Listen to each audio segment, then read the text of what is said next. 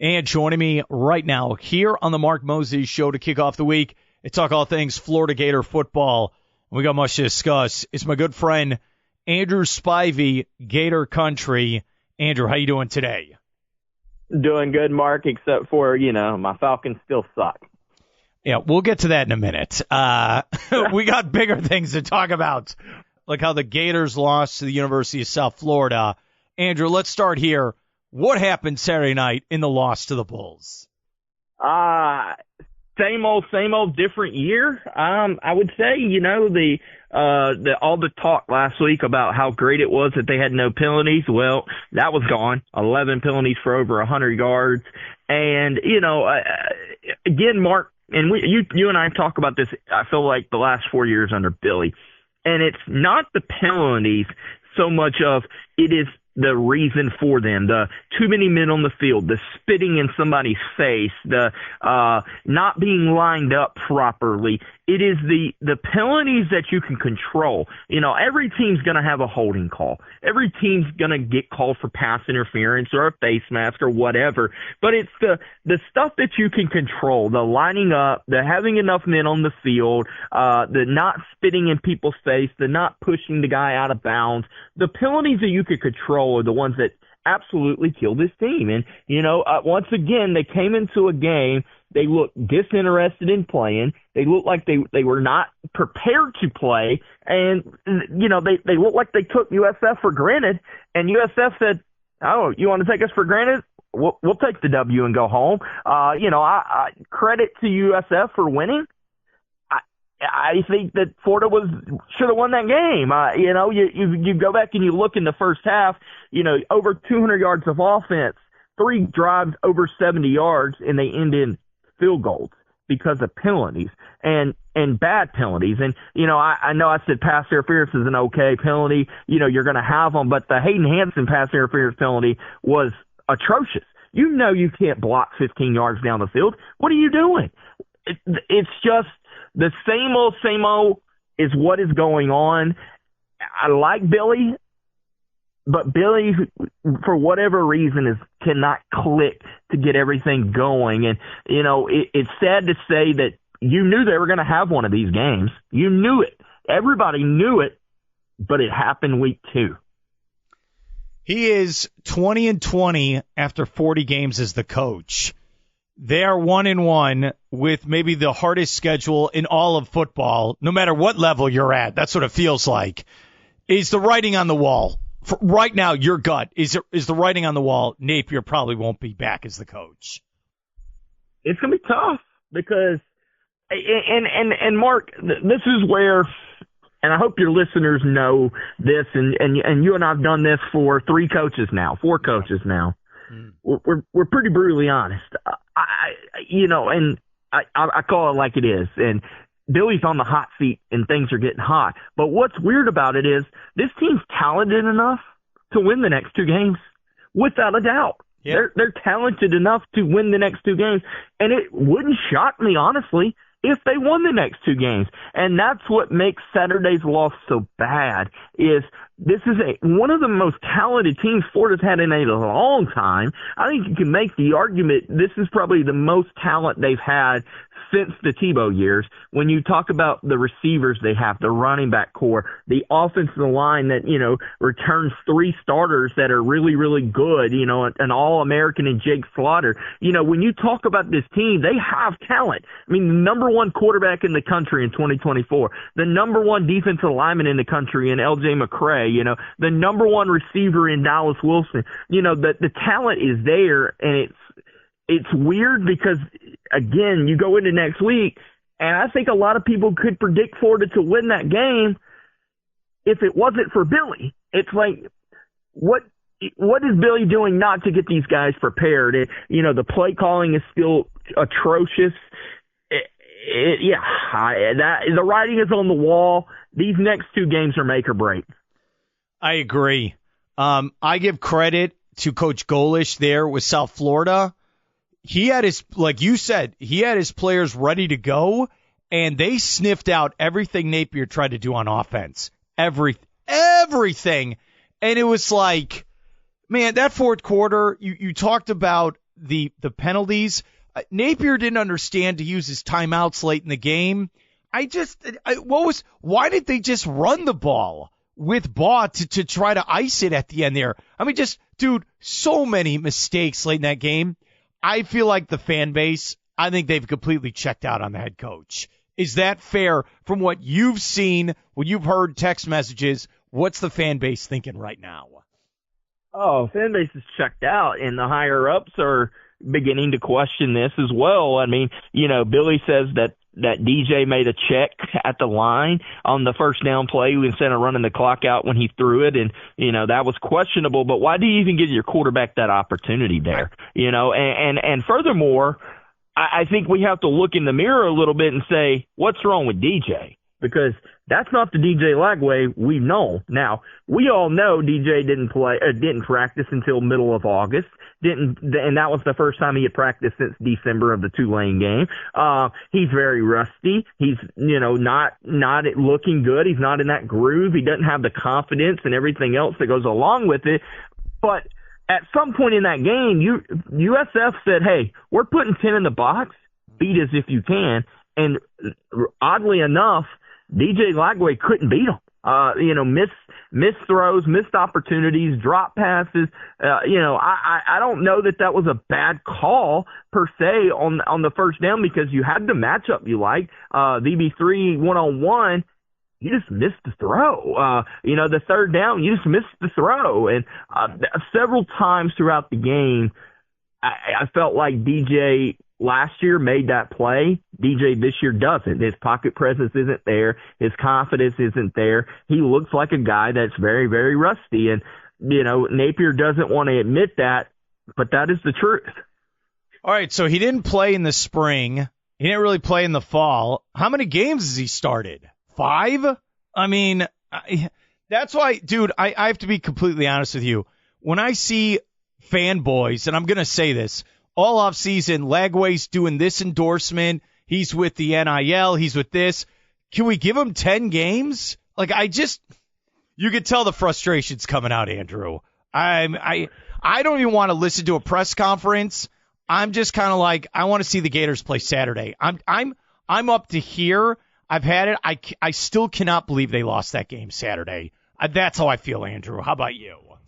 Well, I think that's a problem around the country, honestly. You look at Arch. Is Arch going to be a good quarterback? Probably. But he was the Heisman candidate. People had him as the leading Heisman Trophy contender before he started a whole season. I mean, he had started, 2 games, last year for Quinn Ewers when he was hurt, 1 game. You have all these accolades and you forget they've got to have the presence and they've got to have the mindset. I mean, it's a whole different story when it's your team versus you subbing in as the 2. It's completely different. And, I know DJ made those, starts last year and he looked really good. Here's the problem.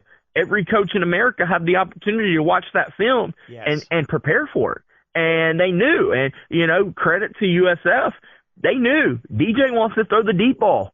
They were covered 2 with that safety spine over the top all day long, and we're saying you ain't throwing it over the top of us. And he couldn't hit it underneath, and that was something last year he could do. And the offensive line hasn't been exactly protecting very well on the run plays. And then again, when you got 10 in the box and you only got 5 offensive linemen, the chances of you breaking it are slim to none. I don't care if you're playing USF or you're playing the high school football team down the street. Bodies are bodies. I think in the second half on Saturday night, they had 1 scoring drive for a touchdown, and I think that was because Brown had the punt return, and then at the end, there was a 15-yard late hit call.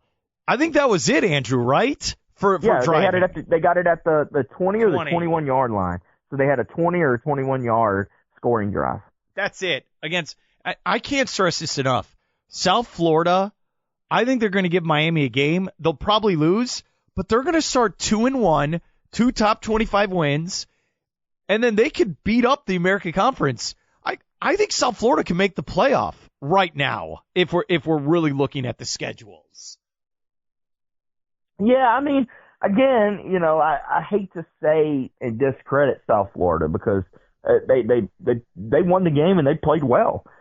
I also think that they were the beneficiaries of a lot of dumb mistakes by Florida. Again, you have opportunities to get off the field, and Napier talked about it. Every time South Florida scored on Saturday, Florida had a 3rd and long or a 4th and short to get off the field, and they either committed a penalty or they gave up a long play. And that can't happen. And that's again bad play. Unfortunately, history tells us Billy Napier's team is going to be very lackadaisical when it comes to fundamentals. They're not going to be the most fundamentally sound team, and they're not going to do the little things right. And that is what separates teams from being okay to being great. Great teams get away with games like that. Every team in America has games where they don't click offensively or they don't click defensively, but they're fundamentally better with the better athletes, and they're able to win those games. And that's what Florida should have been able to do on Saturday. Granted, your field goals or whatever, you still at the end of the game have the opportunity to win with 1 first down. And then you have the opportunity to get off the field if your defensive lineman doesn't spit in the face of an opponent. It's so crazy, dude, because we saw it 2 days before with the Eagles-Cowboys game. 2 days ago, before that game Saturday. That is wild. And if I would have told you, oh, yeah, South Florida's going to score 18 points, you're like, well, the Gators are going to win big. No. They'd lose 18-16. Just wild. How about this, Andrew? A safety. Let me say this too, Mark, and that is, when did spitting in people's face become a thing? Growing up, and I think you would agree with me, that was you spit in somebody's face, you were probably getting your crap beat out of you. You're probably picking yourself off the ground. When did this become a thing, spitting in somebody's face? NFL, college, whatever. When did this become a thing? And they're all wearing helmets with face guards on, and they're spitting. Yeah. Like, what? Dude, here's the schedule now. The AP released their new top 25. And, yeah, the Gators were 13, and now they're not ranked. You're going to take on number 3 LSU, then number 5 Miami, number 7 Texas, number 16 Texas A&M. That's the next 4 weeks. I asked you this last week. Better go 3-1. Yeah, 3. All right, 3-1. Your pass is gone. Your pass is gone. You had you don't lose to South Florida and you lose 2 out of 4 there. You're okay. Now, you got to have 3-1. You cannot go into the Georgia game with 3 losses. You can't. It's not possible. Is it better for Billy Napier and this coaching staff that the Gators are on the road for the next 2 weeks right now? Yes.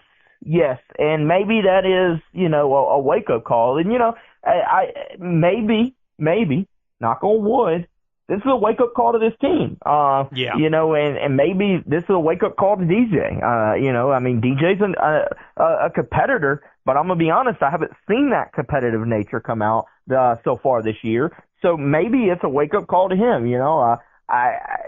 This NIL game, unfortunately, makes me believe that nothing is a wake-up call anymore because they're all getting paid and they've made it, per se. But we'll see. What Billy talks about, he's always the coach who has the great culture in the locker room. That's about to get tested here very, very soon. And it's going to be tested in a big way. Going to Death Valley on a Saturday night is probably the toughest thing in America to do, to win a football game, and you got to do that. Good luck. I'm trying to think off the top of my head, Andrew. When's the last time they won in Death Valley?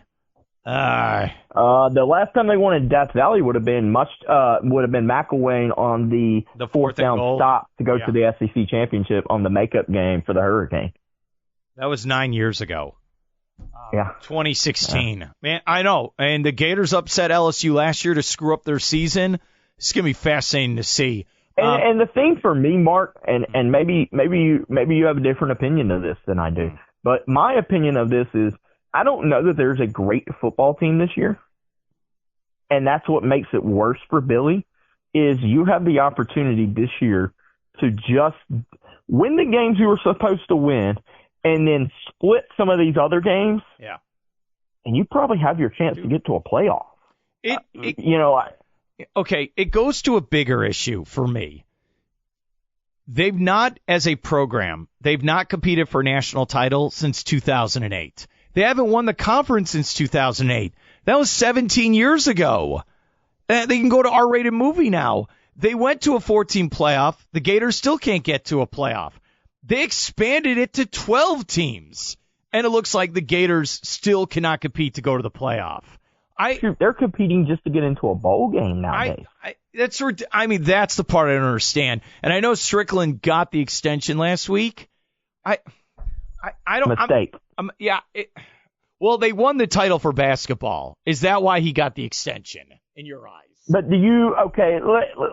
let's run through this, Mark, and if you don't have time for it, I understand. Right, but let's run through this real quick.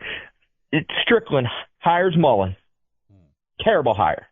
Goes and hires Cam Newberg, the women's basketball coach, filled with problems, verbally assaulting women, whatever. It was all about that. Fired. The soccer coach, same thing. Got into it with the women on the team. Fired. You had Mike White. You give him an extension the next year. Fired. You look at these hires he's made. Golden's it. Golden's the outlier of all of that, and I think you have to give an assist there to Billy Donovan, because Billy Donovan was the man who cried for him, that begged for him. And does one out of five make it okay? And most athletic directors do not get 3 football hires. They just don't. You fell on one, okay. Hopefully you learn from it. You fell on 2, you're done. And I just have to wonder here what they seem to say, hey, you deserve a contract extension, because let's face it, nobody knew what Billy was going to do this year on the field. We all thought he was going to be good, but everybody forgot the common denominator, and that was Billy Napier. And you could have all the talent in the world, but if your play calling's not good, you're not going to be good. So what entitled Scott to get that contract extension other than the fact that they don't have a president? So, again, it all, to me, doesn't make sense. It's all messed up from the very, very top down. And I've said it, and you've said it. This is the reason the University of Florida is not going anywhere. From the top down, it is a disaster. That game was bad on Saturday. Just so many mistakes. Over and over. And I know it's like we're venting in therapy right now. We're here at the Andrew Spivey-Gator country. And by the way, I'll just say this. Andrew and I, we've covered the Gators for a long time. We want the Gators to be good. We promise you that, okay? We don't want them losing these boneheaded games. Dude, I look at that game Saturday, and I'm like, they're not close to competing for anything. That's what I took out of 40 games. And you're right. They might beat LSU. But they're not going to be up there as a title contender anytime soon with the current state of this program. And that's what breaks my heart. Well, they beat LSU. They beat Miami. Yeah. Who's to say they don't, lay an egg against Mississippi State or Ole Miss or, one of those games that they shouldn't lay an egg to, because that is the problem this team has. I mean, you go back to A&M last year. A&M was not a great football team last year. You laid a massive egg. Yeah. I mean, you won LSU. Yeah, you won Ole Miss down the stretch. But, it's kind of like cheating on your wife, but you go buy her jewelry. Does that make everything better? No. So, you win a big game, cool, but you can't respond with that by losing a bad game. To show improvement in your football team, you've got to win the games you're supposed to, and then start winning these games that are 50-50s. And unfortunately, Florida has a lot of 50-50 games. And, there was a lot of juice heading into the season about that Texas game coming up in a couple weeks. that juice is gone because most people believe it's about to be another blowout like it was last year in Austin. And that's not going to be good for the fan base. And, the fan base, Billy, and, the administration talks about making sure that the fan base is there. The fan base is doing their job. They're selling it out. 16 straight sellouts, I believe. It's there, but they're not getting the results. They're asking for NIL. They're getting it. They're landing the guys. They're landing these top prospects. They're finishing high in recruiting rankings. They're doing well in the transfer portal for the most part. But it's not paying off.